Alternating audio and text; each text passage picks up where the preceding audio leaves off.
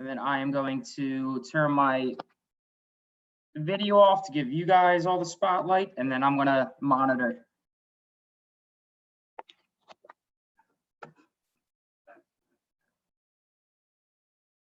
Yep.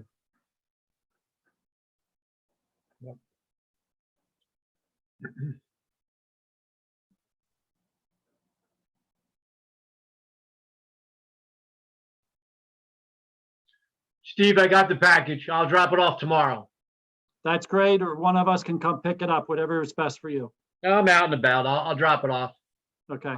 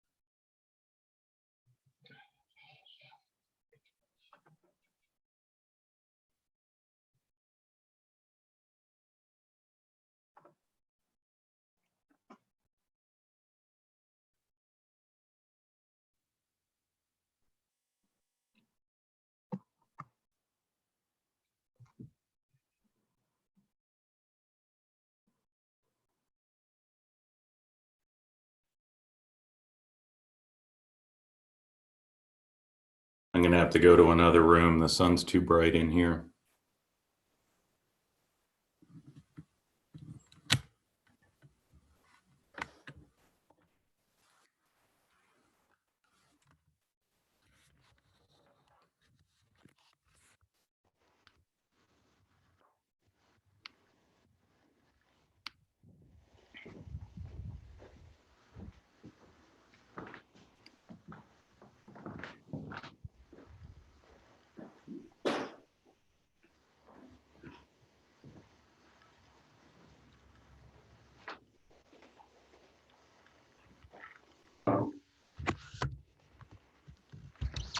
Hello?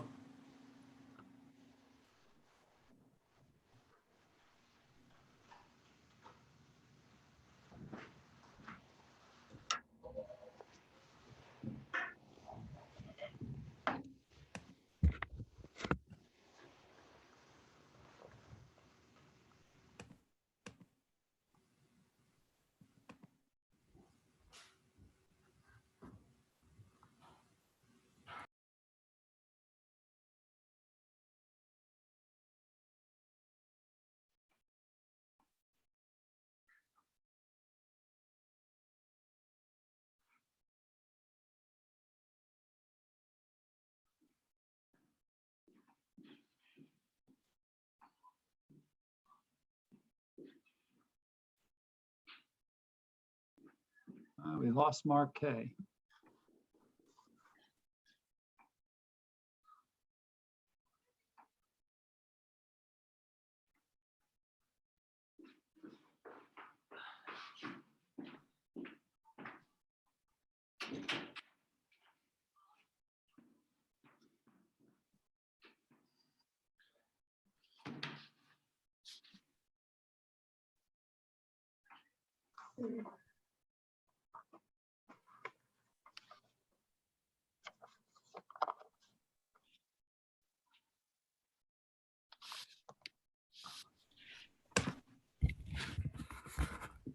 You guys hear me? Yep, we can hear you. All right, good. I was having trouble getting on. I couldn't get through. I gotta get my camera turned on, I guess.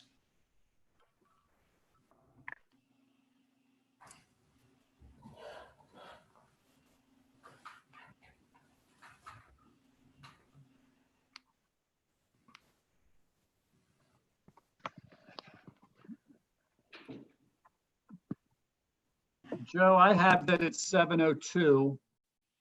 would you be okay with me going ahead and reading through the public comments that need to be done before we start the meeting? And that way, maybe during that time, the two other board members might join us. Yeah, that's fine. Okay. So if I can let everybody know, this is the meeting of the Municipal Authority for the Newtown Township. This meeting is being recorded and is also available through YouTube and will be available on the township website at some point after the meeting for people to be able to go back and look at. For public comment, we are able to take public comment one of four ways. One of those is by those who are attending the meeting as an attendee. When we get to the public comment part, if you would virtually raise your hand, one of the hosts will recognize you and allow you to speak in turn, and you can share your comment with the Municipal Authority Board. The other option would be if you have phoned in, you would also be able to make comment. Again, we would need to unmute you and allow you to talk.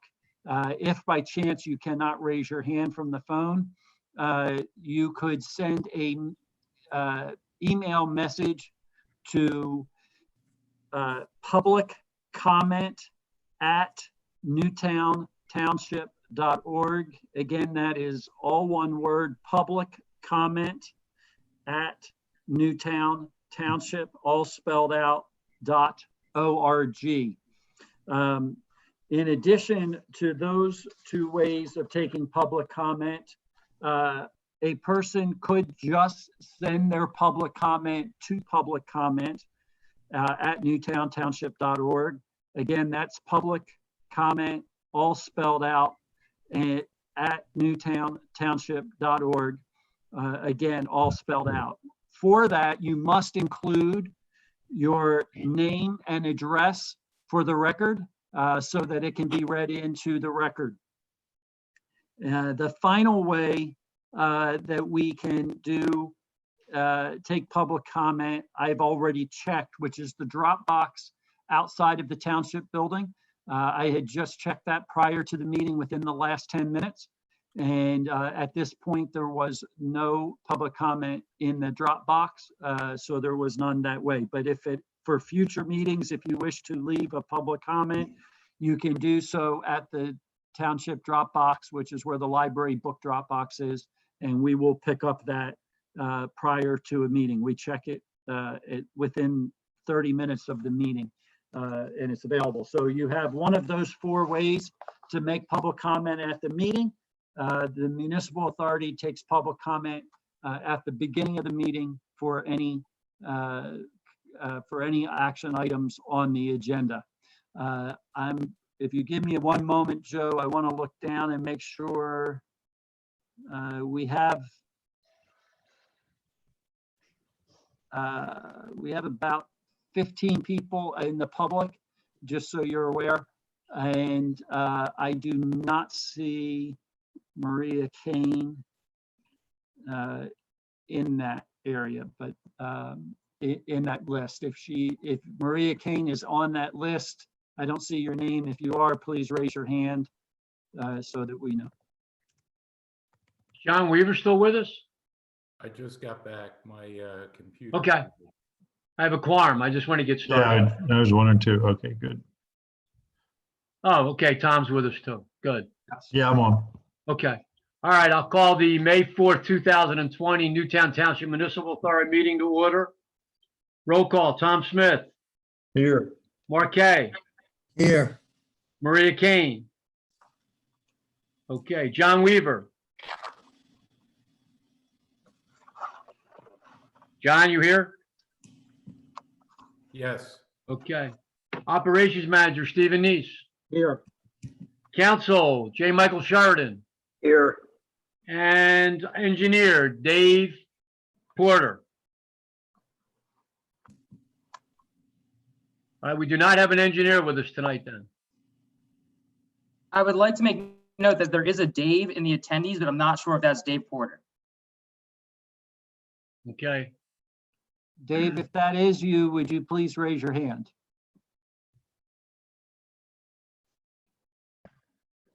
okay, let's do the Pledge of Allegiance. Do we have a flag we can, I don't. okay. Well, let's just state it. Pledge of Allegiance to the flag Flag of the United States of America and to the to the republic for which it stands, stands, one nation, nation, under God, indivisible, indivisible, with liberty and justice for all. For all. Thank you. Agenda, everyone's had a chance to look at the agenda for tonight's meeting. Do I have a motion to approve the agenda? Motion to approve. By Marquet, do I have a second? Second. Second by Tom Smith. All in favor? Aye. Aye. Aye. Good. Any public comment? Again, if you're wishing to make public comment, please raise your hand. Stephen, you do have a question from Susan Spieth. I see we have one person that's raised their hand. I believe it's a Fran J. I'm going to allow to speak. Fran, your mic is on mute. You'll need to unmute it. Okay, fine. Can you hear me? We can. Dave Porter's here. And my name's Fran Marabella. I'm from Hunters Run, 5 Hunters Run.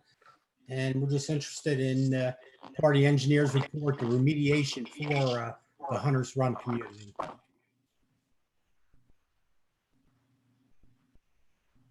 Don't hear him. You can't hear me?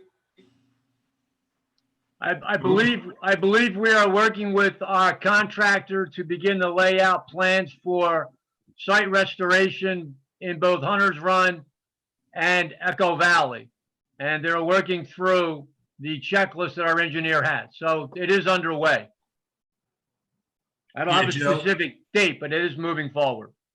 Yeah, Joe, I wanted to share something with my engineer's report tonight, and I can get to that if a little bit later if you'd rather. I directed Hunters Run to provide a cost estimate from one of their vendors for landscape replacement plantings that were removed during the sewer installation process. We got a quote from our contractor. I wanted to compare the two and bring that to the authority's attention tonight. That's part of my report. Did you get one from them? Yes. Okay, then we'll deal with it at that point in time. Okay. Any other public comment? Mark, you said that Susan wanted to speak? Yeah, she had a question, that's all. She didn't want to speak. She just had a question. I didn't want to answer. I thought you would.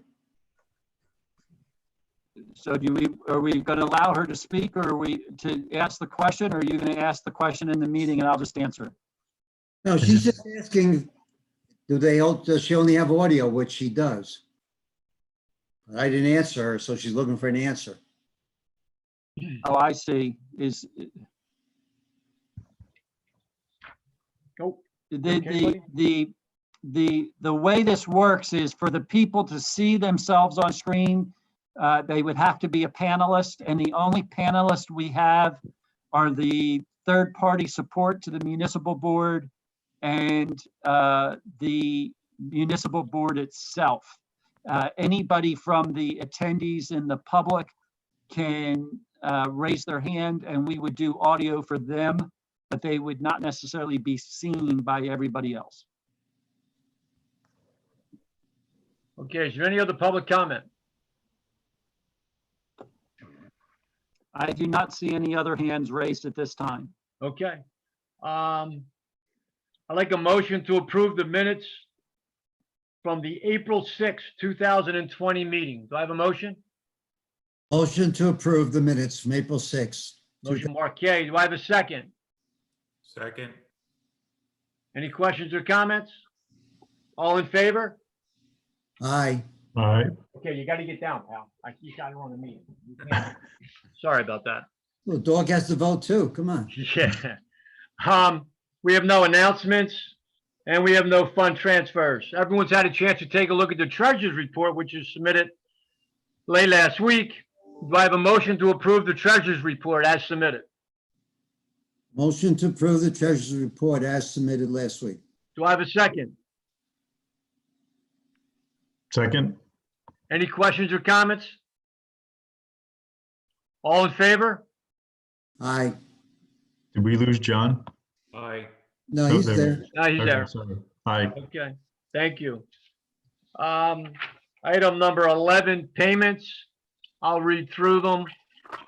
This is a motion, 11.1, consider ratifying the bills on check register dated April 20th, 2020 totaling $199,730.98. Do I have a second on that motion? Second to approve the bill, the 199,730.98. Any questions or comments? All in favor? Aye. Aye. Aye, thank you. 11.2, motion considering approving the bills on check register dated May 4th, 2020, totaling $21,181.74. Do I have a second? Second. Any questions or comments? All in favor? Aye. Aye. Aye. Thank you. 11.3, a motion to approve payments from the bonds totaling $2,566.67 to Dixieland Energy for the LP tank installation associated with the 537 sewer build-out project. Do I have a second? Second that. Any questions or comments? All in favor? Aye. Aye. Are you scrolling through the agenda? I did say I'm aye. sorry. before. I was- Yeah, it's just hard to do on one screen. I'm trying to flip back and forth. Okay, thank you. Yeah, And I've got two computers going. I apologize. okay. 11.4, a motion considering approving the payment from the bonds totaling $2,466 to Michael Sheridan for professional services associated with the 537 public sewer project build-out. Do I have a second? Second. Any questions or comments? All in favor? Aye. Aye. Aye, thank you. 11.5, a motion to consider approving a payment from the bonds totaling $17,991.87 to Herbert Montgomery Engineering for Part 2 permit work for the public sewer project relative to the Camelot service area construction. Do I have a second? Second. Any questions or comments? All in favor? Aye. Aye. Aye, thank you.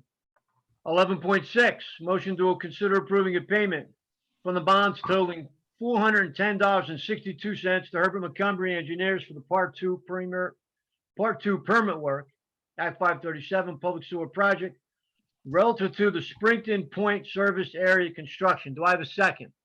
Second. Any questions or comments? All in favor? Aye. Aye. And lastly, 11.7, a motion to consider approving the payment from the bonds totaling $13,484.37 to Herbert Montgomery Engineering for Part 2 permit work, Act 537 Public Sewer Project relative to the Ashford Service Area construction. Do I have a second? Second. Second. Any questions or comments? If not, all in favor? Aye. Aye, thank you. Engineers report. Okay, thank you. On the sewer project update, right now, our general contractor is returned to work. Our pump station contractor is moving forward in the Camelot service area with the Camelot pump station and the Old Masters pump station. Right now in the Ashford service area, the two pump stations are ready to go, just pending Pico power connection. So we've been trying to follow up and push Pico to get that completed.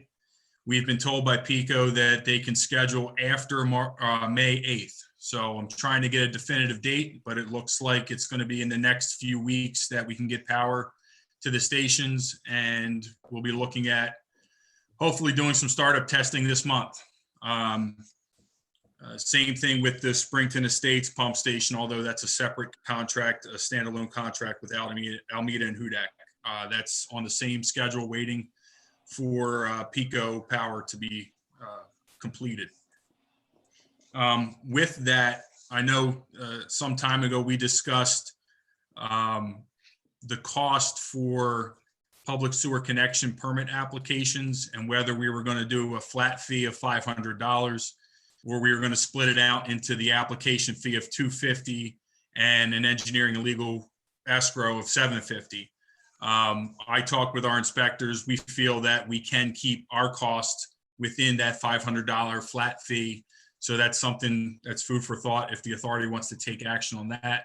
The other thing I wanted to mention to Steve is at this point, knowing that we're within a few weeks of getting Pico scheduled and doing startup testing, we should move forward with the letter to go out to residents apprising them that the connection requirement is going to be fairly shortly.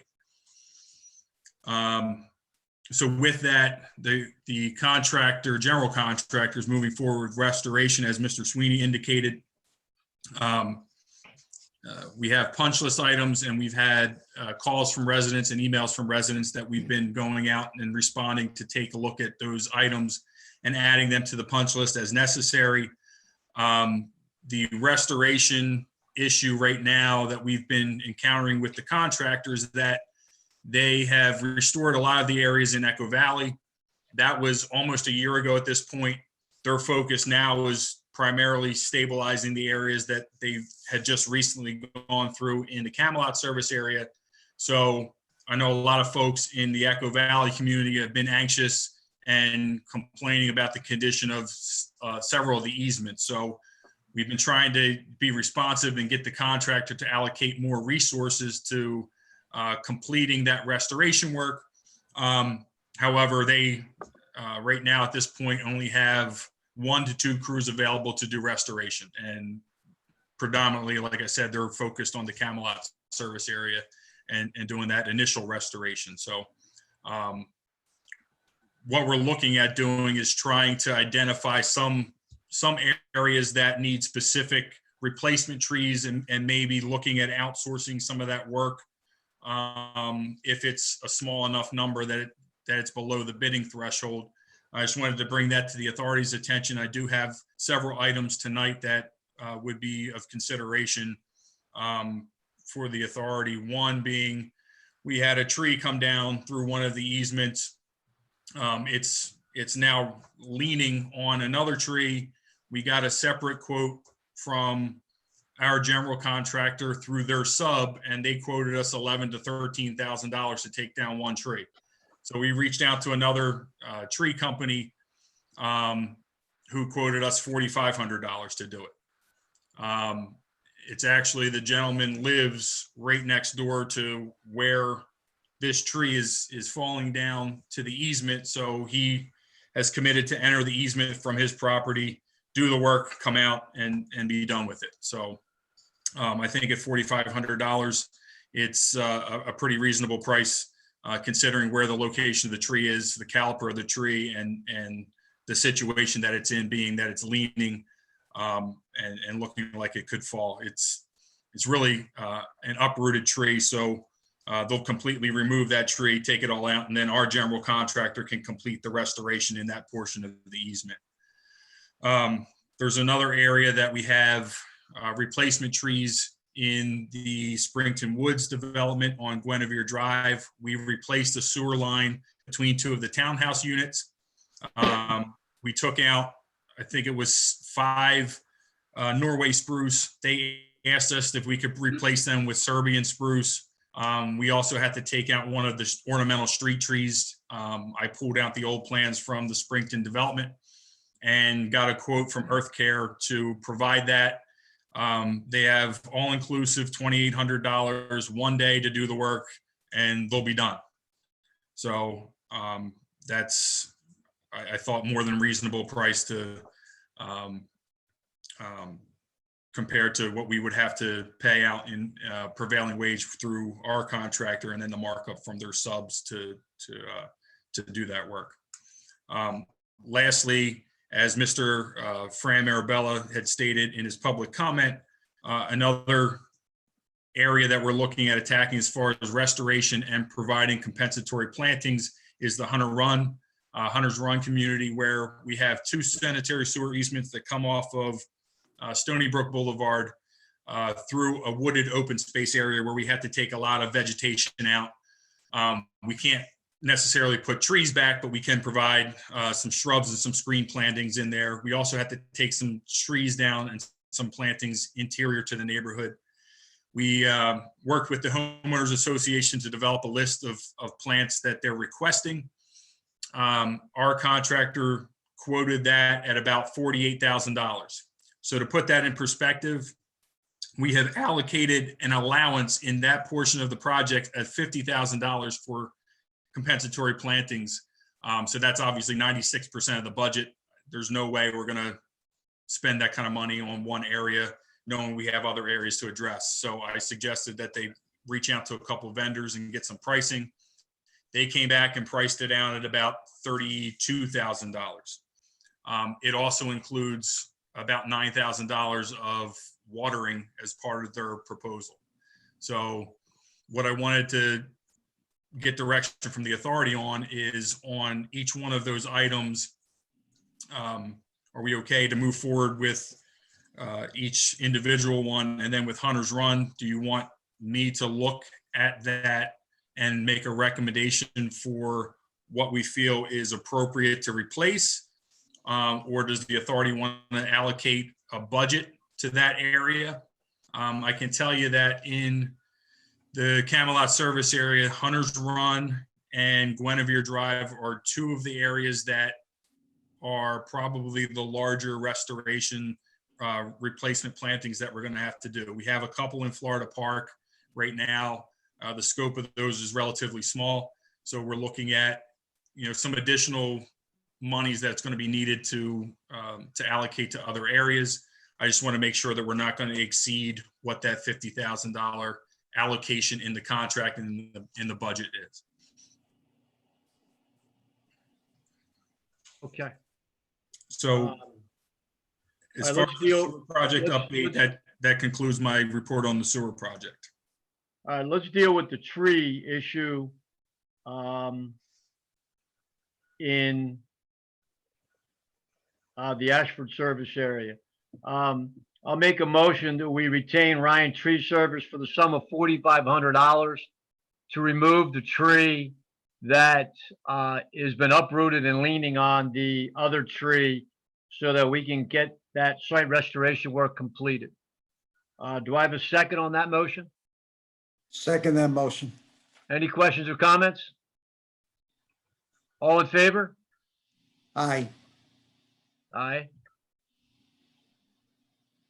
Give me 1 second, John. I do have a question. I was on mute. I apologize. Oh, that's all right, Tom. Go ahead. For that 4,500, does that then complete that whole incident, so to speak? Yeah. To the best of my knowledge, it does.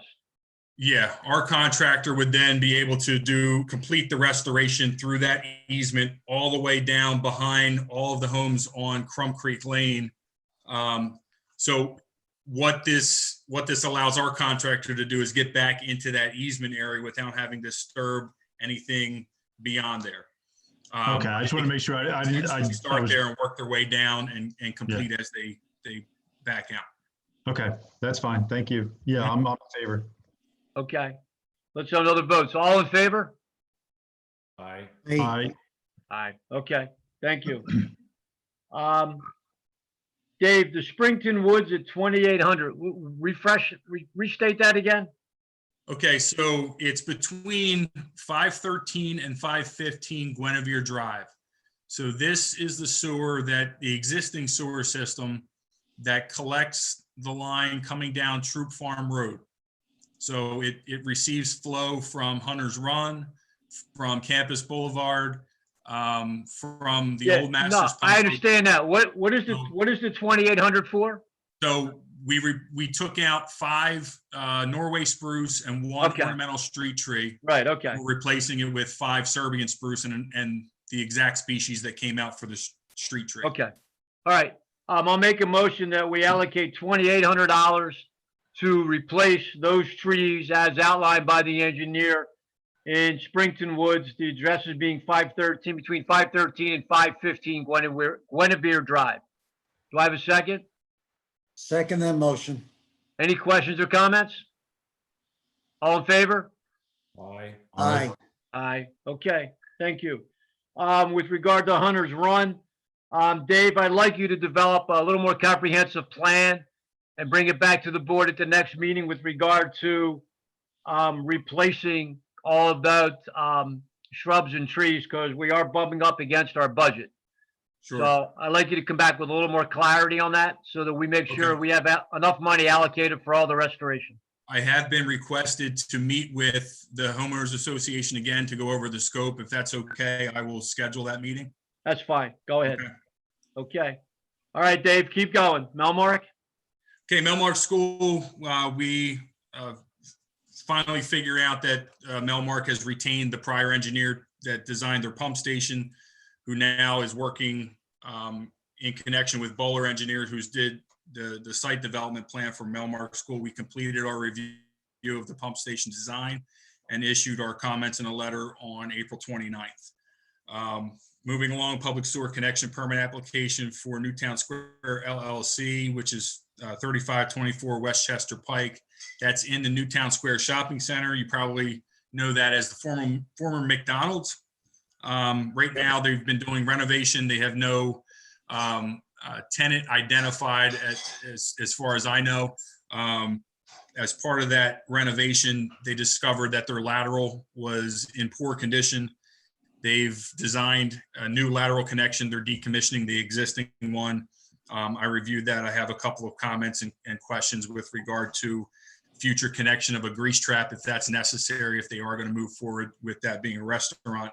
I anticipate those comments to go out probably in the next day or two. I had a couple of things that I wanted Jamie Metcalfe to take a look at before that letter goes out. Public sewer connection permit application was received for 3549 Winding Way. This was another emergency lateral replacement, and it was submitted under Horizon Services. If you recall, Horizon was the one that went ahead and did work without a permit and then lost the application and all that. And well, they were very proactive this time. So everything that we went through with Mr. Sheridan as the solicitor and coordinating with them, they were very proactive. They filed the appropriate paperwork, paid all the applicable fees, and then proceeded with the work accordingly. So that's completed, inspected. I just wanted to make the authority aware that Horizon Services did in fact fulfill the right protocol and procedure. The sanitary sewer overflow in Crassus Park, just an update on that. I've worked with Andy Retchek and Newtown Codes to get service and maintenance records for all of the grease traps at the Tiffin Indian Cuisine restaurant, the Yuki Sushi, the Fresco Pizza, and the Burlap and Bean within the Newtown, or that little shopping center on Route 252. Each one of them finally did respond and provide service records for their internal grease traps. The Tiffin Indian Cuisine is working with GTO services along with Yuki Sushi. However, their log of invoices is only annually.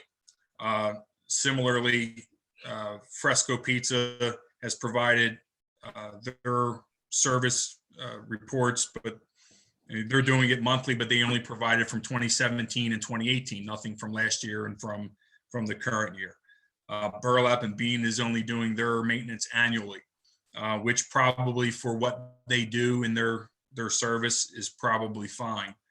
The other three should be on probably at least a monthly basis. So that said, moving forward, I'm going to work with Andy and Newtown Codes to, I guess, get some clarification as to why there's records missing.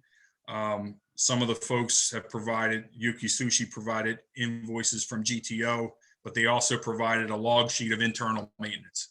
So we're trying to understand what they're doing as part of their own internal maintenance and cleaning of grease traps versus what they're doing by hiring out and outsourcing that work. if there's any Dave? other direction from the authority moving forward on this issue, please let me Yeah, know. Dave, what about TECA? TECA, when the SSO occurred, KBX Golden went out and televised the sewer main on Route 252. And they went all the way from Camelot Lane up past TECA, up 252 toward, I believe they televised all the way to the end of that line. They stopped at TECA and looked, and their lateral was pretty clean.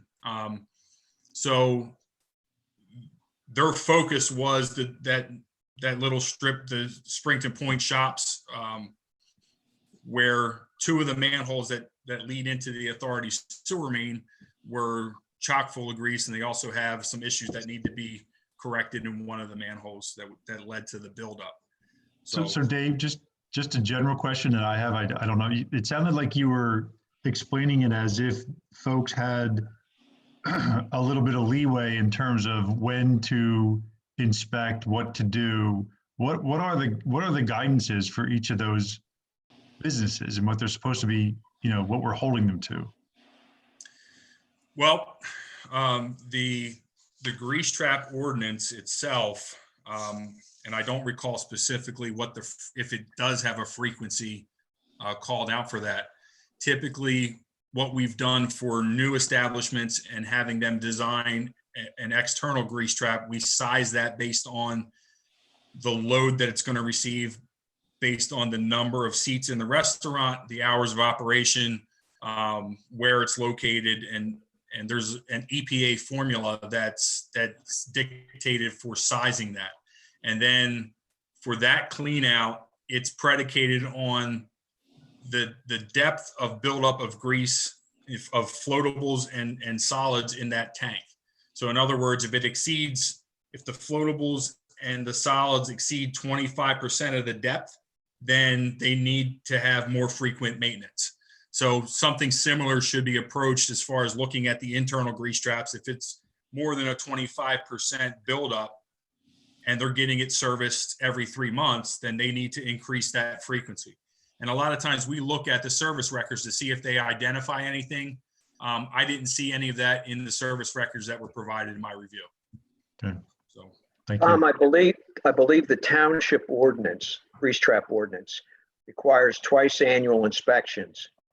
And the reports of those inspections to be maintained by each commercial entity to be made available whenever requested.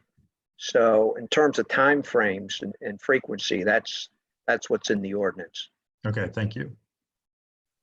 And is there an ability to seek a waiver of that every 6 months? The inspection? Yeah, No, because as they're required to do it every 6 months. as David said, the challenge for someone like Burlap and Bean that roasts coffee and has all their food supplied to them, most of their food supplied to them, I just can't believe they'd have a problem, but if they have to do it, they have to do it. The ordinance does not provide any distinction by commercial users as to their size or the nature of their use of the system.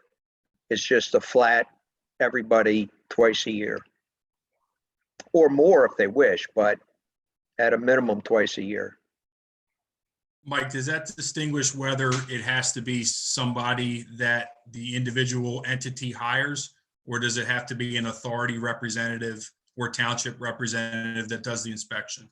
Somebody they hire, Okay.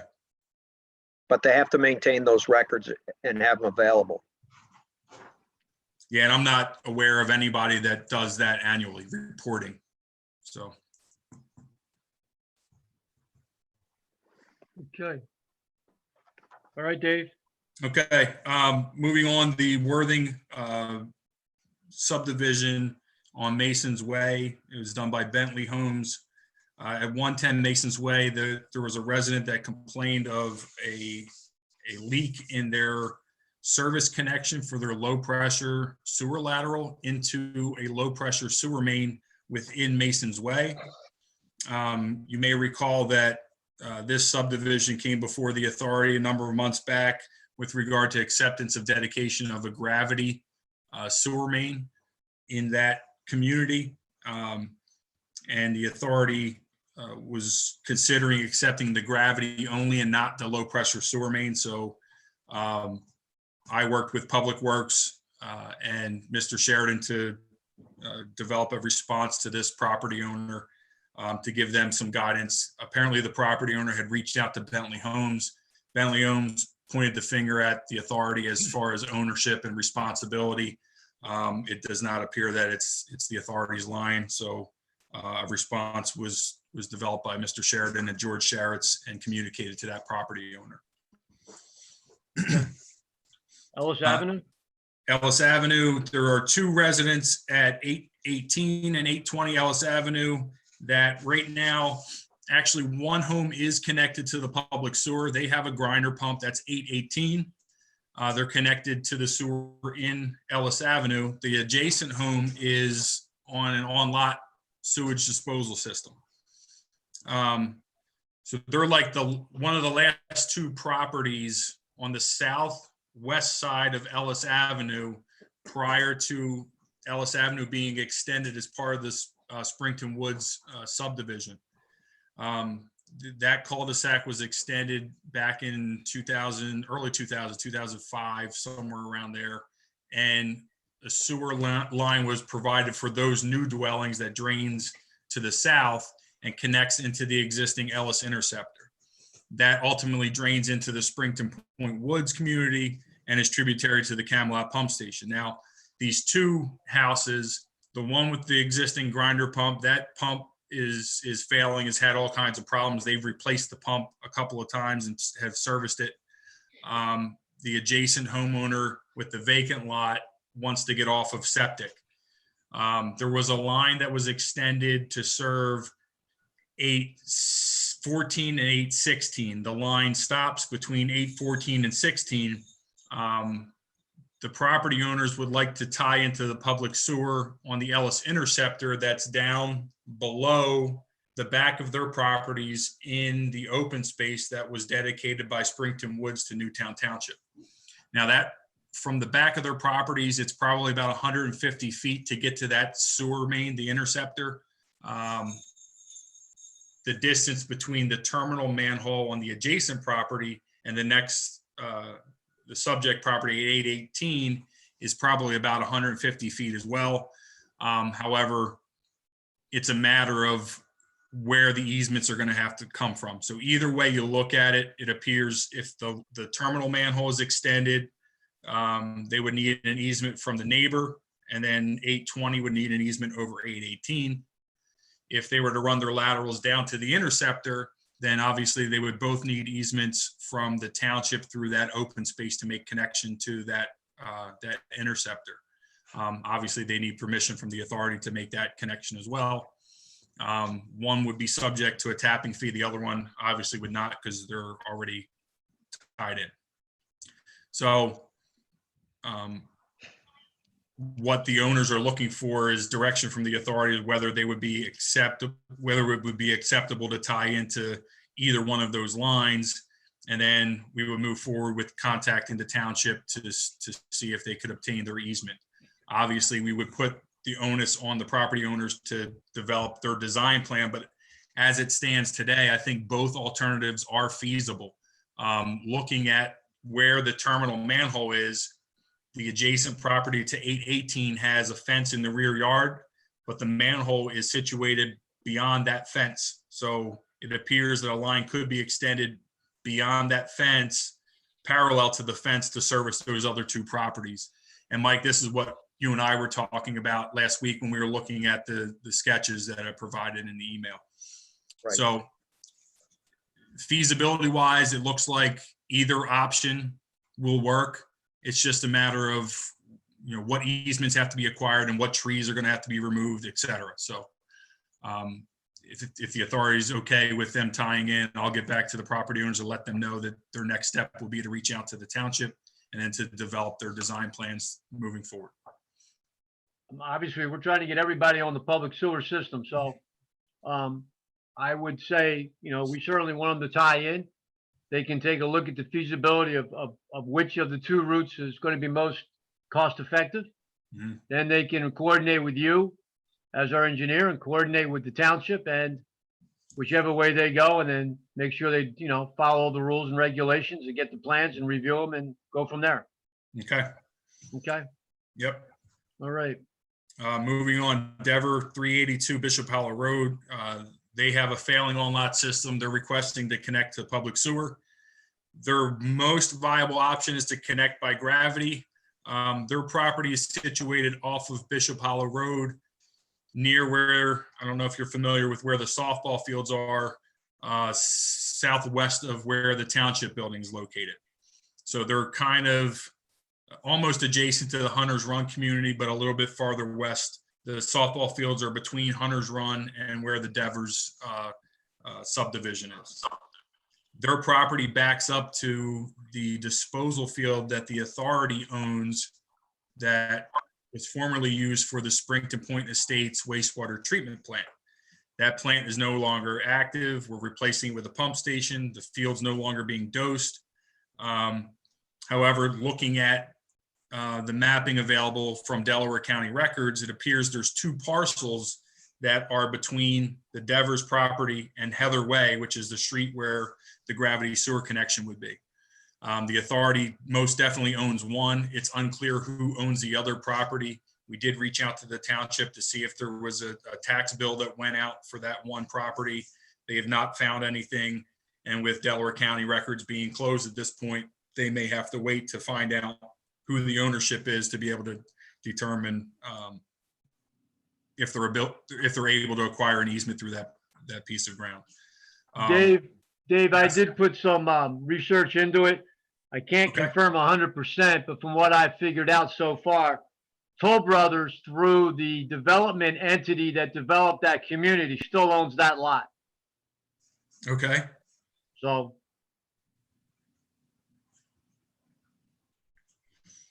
that's the lot right on Heather's Way Okay. in front of our lot. Okay. So if the property owner is willing to move forward with their public sewer connection, as I understand it, Joe, when you and I had spoken, I think it would make sense to provide a connection for future development of each one of those lots if they are going to Correct. provide an Correct. easement. So if the authority is okay, I will move forward, reach back out to the property owner, direct them that we think we have owner information for the other lot. The authority owns one. The authority is absolutely okay with working with them to acquire that easement. They're going to have to work on their own to get the easement from the front piece, develop Right. a plan, get the plan submitted to you, and review the plan. Okay. Okay? Dave, could they cut Yes. down the flag lot piece? The flag piece, the pole? They could. It's probably double the length, Steve. Okay. If I were to guess. Okay. It looks like, Steve, the flag's piece is on the far side of their property. Yeah, it's It's it would be further on the away from opposite them. side of Yeah, I'm where it's they- just on the saying that it opposite. is an option if. Yeah, if it's Poe on the didn't want- opposite. It's on the opposite side. Correct. Okay. Okay. All right. KBX? Lastly, KBX, I just reviewed with George Harrods the monthly report. In particular, there was a request for expenditure of some dollars to replace some batteries in one of the generators, particularly at the Springton Woods generator. Knowing that we're phasing that out, the cost of the batteries, I think we're only like maybe a couple of $100. So the thought was that if we can reuse them in other generators or at other stations, then it would make sense to go forward with spending the money and doing that. And I believe the answer was we can use them. So we went forward and George coordinated with KBX to get that resolved. Reviewed with Mike Sheridan the service agreement for KBX moving forward for another 3 years, which will include all of the new pump stations, and also have prepared, as part of that agreement, have started to prepare pulling plans together for as-built of what I have on record for the various pump stations and force mains in the township to send off to KBX for their use. That concludes the engineer's report. Anybody have any questions with the engineer? Yeah, Dave, what about the roads? What are they getting done? On Troop Farm Road and elsewhere? Right now, the authority has completed their permanent trench restoration activity, and we will be working with the township that recently put out a bid package. And I believe, Steve, it's been awarded. I was actually Awarded, going to bring okay. it up tonight to just go Okay. through with you. If you want me to do that now, I will. Let me just, anything else on the engineer's report? Okay, anything on old business? I have nothing. Anything on old business? Joe, I'm sorry. I was on mute when I was trying to say that. I do have, this is Leonard Altieri. I do have one question for Dave Porter, and I know that we are playing phone tag, so I appreciate the back and forth. Sure. And if this has occurred already, then I apologize. But in terms of drop-down areas or staging areas in Florida Park and other parts of the township, more so in the residential areas, have they started to be, now that the pipes are in the ground and we're just waiting for the pump stations now, are they starting to be cleaned up? What is the status of them? I know slow. the one I'm thinking of specifically is over in Florida Park. Yes. Yeah. I did reach out to the contractor to get a schedule. They said they've already started moving some of the materials down, but as of, I think it was Thursday last week, I did take another drive through and they still have some other larger pieces of equipment. And it looked like they had some maybe rejected materials that were sitting there. So it certainly hasn't been resolved to the extent that I think would be acceptable to the residents in the neighborhood by any stretch. So with that being said, what is it that the authority can do to get that resolved to what would be up to your standard as well as to the residents? Well, we can request them to do it, direct them to move, as much of it down to the pump stations, which is what I had already directed them to do. My question is, they apparently have some sort of agreement with that property owner that allows them to do that. I don't know if the property owner isn't complaining. Is there more to that? I'm sorry. No. If the property owner isn't complaining, sometimes it's difficult to get the contractor to jump, so to speak. But if it's something that the authority and township wants to be moved and addressed, then we'll reach back out to them and try to get them to move it. Look, Yeah, I think, I understand this is going to be the authority's decision. But from the conversations, and I don't know if we're speaking of the same property, but from speaking to the few of the neighbors back there, I think that they would like to see as much as this removed from their eyesight, no matter whether it's on their property or not, the fact that they went, and rightfully so, go through what they went through. I just think if those pipes are in the ground and they're just sitting there when they're not being, used, or they don't need to be there anymore, I think it's time to start cleaning up the drop down areas. Yep. Dave, let's stay on top of Dave Chilson.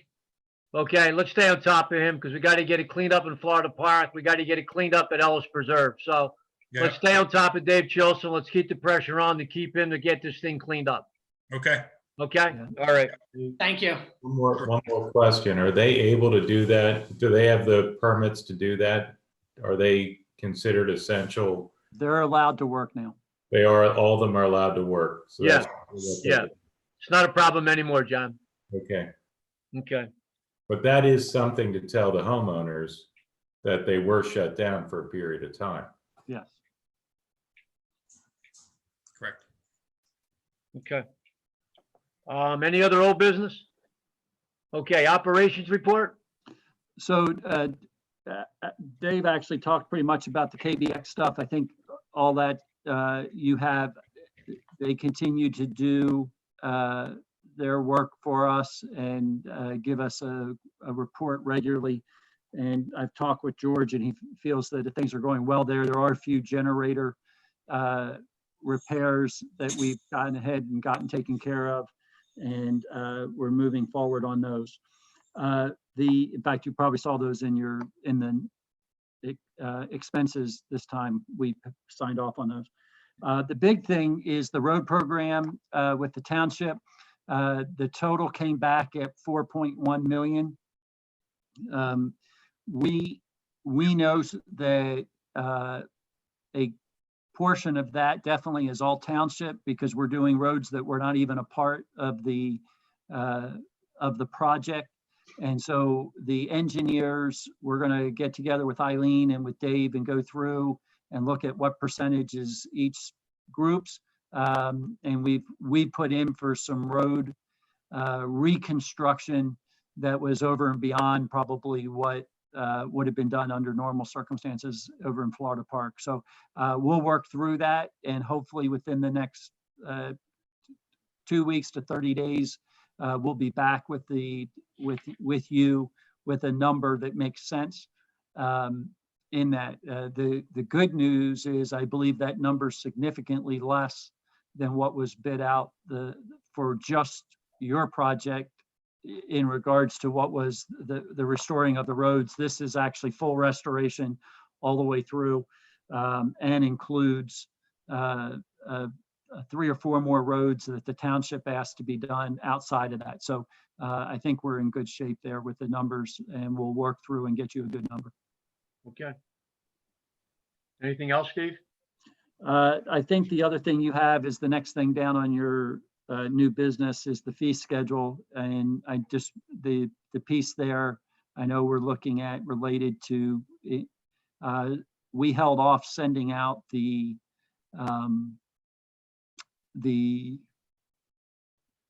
well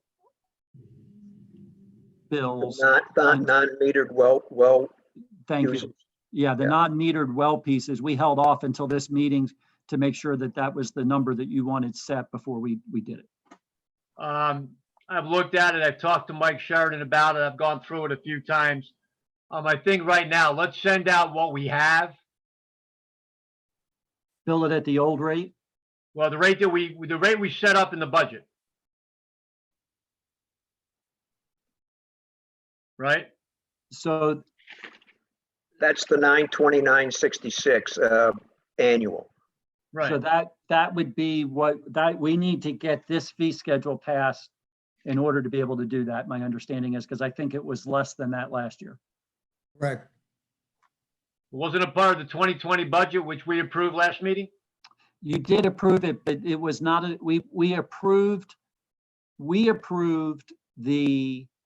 you acted on 2 specific rates, a rate per 1,000 gallons for SR2 and a rate for SR3. We did, because the way the fee schedule sets the non-metered well users, it is a flat fee, even though it's calculated based off of the rate. It's a flat fee, and we need that. Rich and I both felt like that needed to be set by this board before we could actually bill it. Okay. Let me ask you a quick question. How many well water users do we have left? And of that number, how many are not metered? Do we know? 80. Rich, I'm can you answer sorry, that this is Rich Lafayette. We have 80 non-metered wells left. That's much more than I thought. How many total do we have? 80 is the total. how many Oh, of I'm them are sorry. You're metered? asking how many are metered? Well, Yeah. either that or how many are not metered.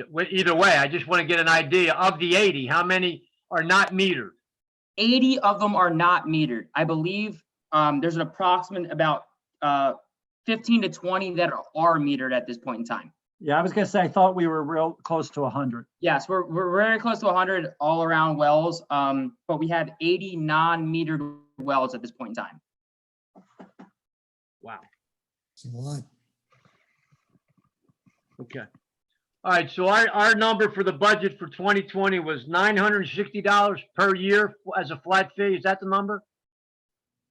Rich, can you answer that, please? Sure, give me 1 second. I'm just double checking, The but flat yes, I rate believe for that's it. the non-metered, Joe, Yeah, what was it, Mike? 929.66. 929.66. That's That's for 12, that's annual, right? That's That is SR3, correct. That's in three, right. All right, so at this point, do we do it by motion, Mike, or resolution? How do we do this? Well, I have a resolution prepared. I didn't circulate it because I didn't know what that number was going to be. There was a discussion about possibly making some adjustment to it or Right. using it for 1 quarter and see what happens. My opinion is we use it for 1 quarter, which is gonna go out now. Let's see what the overall picture looks like. And if we need to make an adjustment for the next quarter, we can do that. And I would like to make note that that rate is just for the SR3 district. The SR2 district annual would be 714.49. Right. So I have a resolution, Joe. It has those numbers, including for the SR2, the 870 per 1,000 gallons, 5,000 gallon minimum. And for the SR3, the 1132 per 1,000 with a 5,000 minimum. I have that all prepared in a resolution. So, and that's the extent of the resolution. Okay, so from a approval standpoint, what we have to do? Approve the resolution. Okay. Has that been circulated to everybody? It has not. That's why, because I was waiting to Okay. hear about what was going to happen with the. Okay. All right, let's do this. Let's Could get Mike this. read it into the record? Yeah, can we ask Mike to put it in the record? And then, is it possible? Can you Put read it it, into the Mike? record? Yeah, You want me to pull it up? yeah, if you don't mind. Read it Either up. that or we gotta do it next 2 weeks from now. What do you want to do? Tell me. I'm telling you that the resolution provides, Rich had provided me the schematic of what the breakdown was for the SR2 and the SR3. And I just incorporated that into the previous resolutions that we used when we were rate setting. So what it says is that, as I indicated previously, for the SR2, it's 870 per 1,000 gallons with a 5,000 gallon minimum per quarter. That it's a $714.49 flat rate for non-metered well users. For the SR3, it's 1132 per 1,000 gallons with a 5,000 gallon minimum per quarter. And the flat rate for the non-metered well users is $929.66. That's what the resolution states. Okay. I'll make a motion that resolution, as just briefed by council, it sets the numbers for the first quarter of 2020. We can get those bills out. And then we can review that as we move through the balance of this Yeah. calendar year. Do I have a second? Second on that. Any questions or comments? All in favor? Aye. Aye. Aye. Okay, thank you. Okay, the last item I do, it's not on the agenda, is the KBX contract that's been negotiated between council, our engineer, and KBX. I believe they've been working for over a year plus without a contract. I've read it, I reviewed it. I believe it's a 2.5% increase in fees from 3 years ago. This is a 3-year contract with KBX to provide services of all of our equipment, of our pump stations, and as we add the pump stations, those pump stations would be covered as we add them to be bringing them online. The only thing I would add to that, Joe, is the 2.5%. For the first year, they agreed to only do a 1% because of the concerns about what the income and Right. profit or not profit, but income expense is going to be with what's going on with the restrictions from the COVID-19. So the first year will be 1%. It's 1% for year one, it's 2.5% for year two, and 2.5% for year three. And then the agreement is able to be extended, but only by written agreement of both parties Right, for an additional 3 years. right. Do I have a second on the approval of that agreement with KBX as outlined?